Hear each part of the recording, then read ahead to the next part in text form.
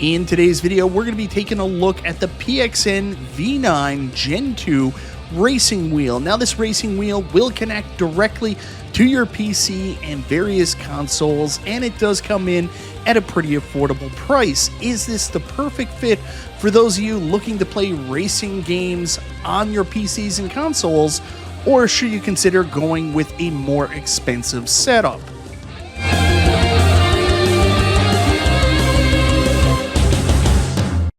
Hey guys, welcome back to the channel. It's me, Michael B. And in today's video, we're going to be taking a look at the PXN V9 Gen 2 racing wheel.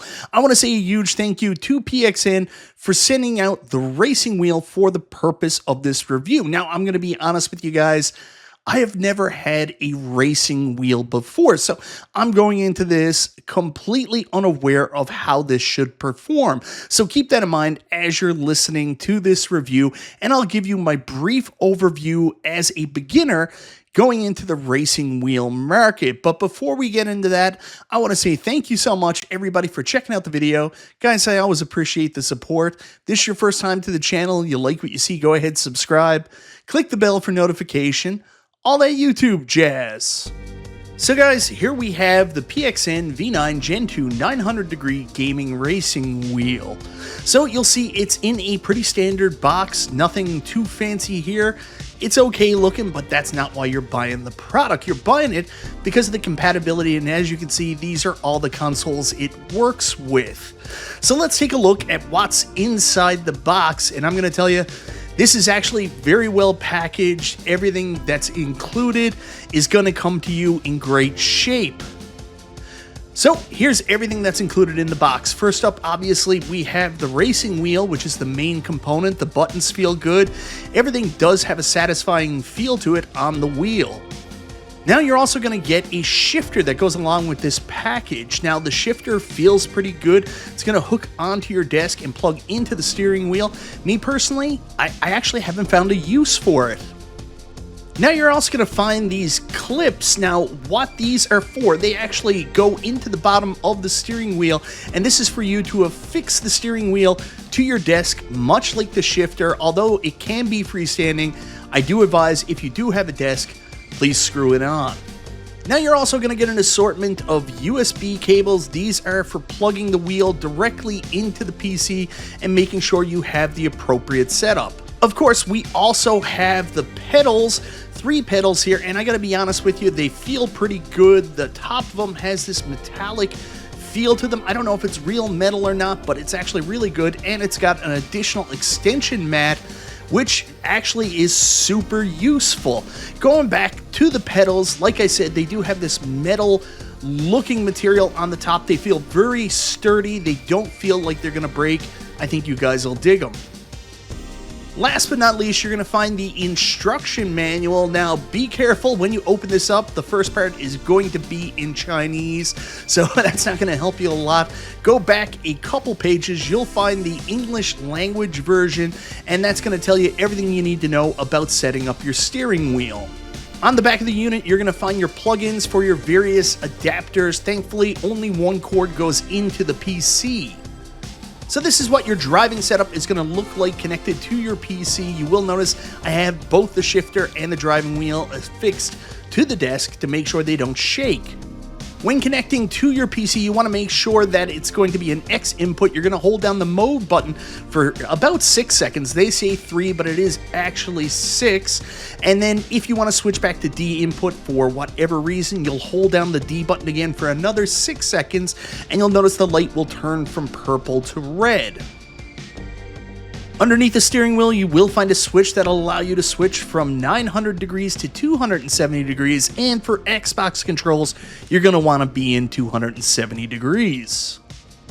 Now with everything set up, you can jump into your Steam or your Xbox games and start racing, and my initial feelings on this machine is it seemed to work incredibly well. I was able to race in some of my most familiar racing games, like here you can see me playing Dirt 5, and I had very precise controls, although it did take a while to get adjusted to not using a controller.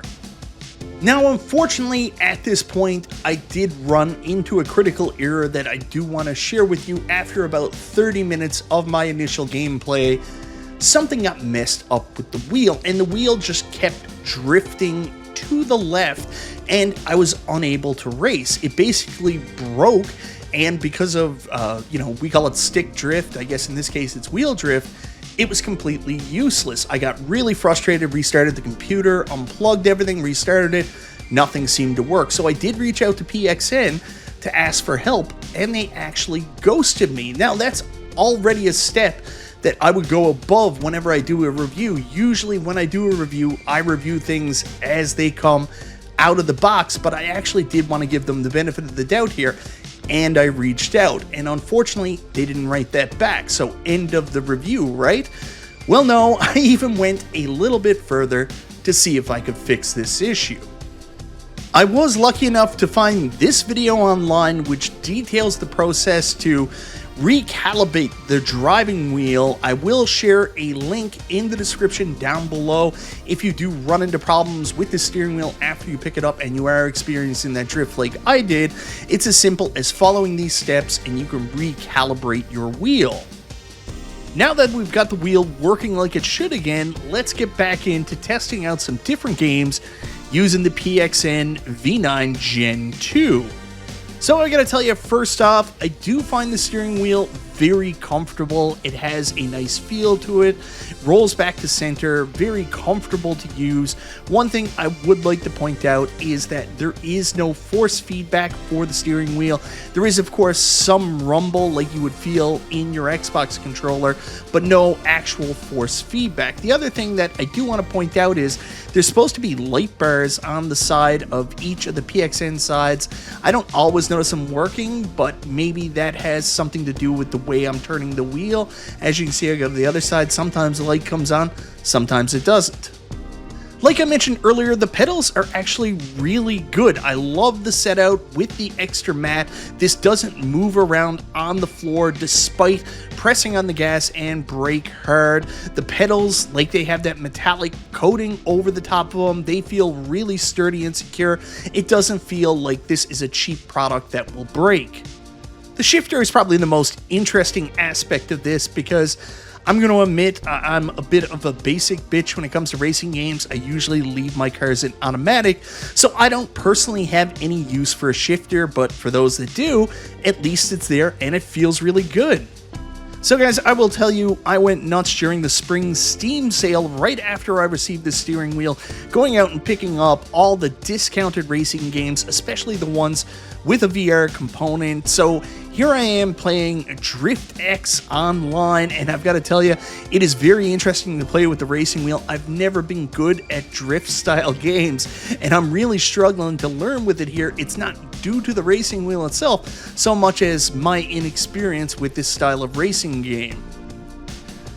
I also picked up some more simulation style games. One was Automobilista 2, I think that's how I say it, and this game was absolutely beautiful. It's crazy being in this first-person perspective with the wheel and the gas, but I will admit, again, this game was maybe a little above my capabilities. I found it really hard to control, not because of the wheel, just because every racing game seems to control a little bit different, and I'm more comfortable in an arcade-style game. Then, of course, we went back to playing Dirt 5, and this is where this controller really shined for me. The driving wheel was super fun in a game I was comfortable with, used to playing. I found it really easy to navigate, and it actually enhanced my experience from playing this with the standard controller. Playing it with the driving wheel, it added that element that seemed to be missing. So anyways, guys, that's my look at the PXN V9 Gen 2 racing wheel. I have to say, I'm pretty happy with the experience. Honestly, it hooked up to my PC, very easy to install. I was able to immediately jump in and play racing games. A couple of issues did come up. There was some steering wheel drift that thankfully I was able to correct. And of course, there is no force feedback, but otherwise this feels like a pretty solid device. The only other thing that was a little disappointing is this is not compatible with PlayStation 5, so my dreams of using this to race and play Gran Turismo 7 in VR won't be realized. In order to do that, you have to go with a different wheel. But if you're happy and you just want to play a couple racing games on your PC through Steam or maybe through Xbox Game Pass, this should get the job done and at a budget-friendly price. Anyways, guys, let me know in the comments down below, what do you think of the racing wheel? Is this something you're interested in? Are you going to pick one up? Or if you're interested in a racing kit, are you going to get something a little bit more robust? Maybe that will also work with your PS5. Once again, thank you so very much for watching. This is Michael B. the Game Genie. I'll talk to you next time.